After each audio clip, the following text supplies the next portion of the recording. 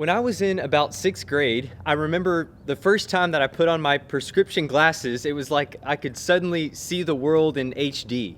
I could see the leaves on the trees, the detail of the clouds. I remember I could see the flavors to choose from at the snow cone place.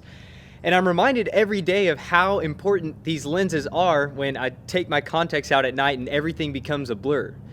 And whether you're nearsighted or farsighted, or even if you have 20/20 vision, there are really all kinds of lenses through which we see the world and the people around us. Some see life through the lens of individualism, where the world revolves around them and their own self-interest. Some see through the lens of superficiality, looking only at the surface level and outward appearances of people, rather than getting to know their heart. Or others see through the lens of jealousy, always comparing themselves to others and envying what they have. And whatever lens it might be, it often blurs our vision and blinds us from seeing and serving the people around us. But in Matthew chapter 9, Jesus offers a different perspective. There in Matthew 9 and verse 35, it says, Jesus went through all the cities and villages, teaching in their synagogue and proclaiming the gospel of the kingdom, and healing every disease and affliction. And then it says, and seeing the crowds, he felt compassion for them, because they were distressed and downcast, like sheep without a shepherd. Did you notice how Jesus saw the crowds? Not through the lens of self-righteousness or comparison or jealousy. Jesus saw through the lens of compassion. And that word compassion literally means to be moved in the inward parts. It's a deep feeling of love and sympathy that moves us to take action. And several times throughout the Gospels, that same phrase appears. And seeing the crowds, Jesus had compassion on them. But put yourself in this verse for a moment. How might this verse read if it were applied to you?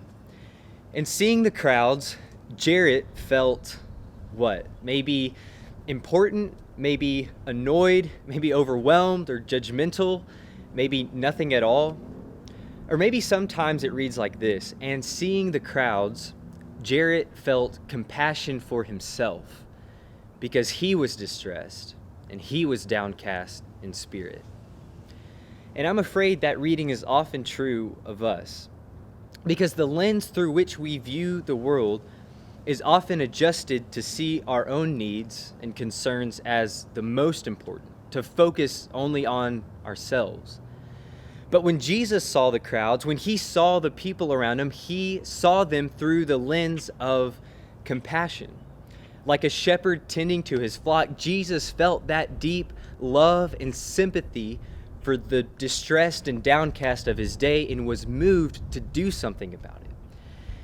And the same compassion that moved Jesus toward healing the diseased and afflicted, and that moved him toward helping the downcast and distressed, is the same compassion that moved Jesus toward seeking and saving the lost through his sacrifice on the cross. Seeing this world, seeing the crowd, seeing you and me, Jesus had compassion. So how do you see the people around you? In your daily life, at work, in the neighborhood, at school, at the store, at church, in your own family, how do you see other people? Is it through some self-serving lens that blinds you from the cares and concerns of others? Or are you seeing the crowds through the eyes of Jesus, through the lens of compassion?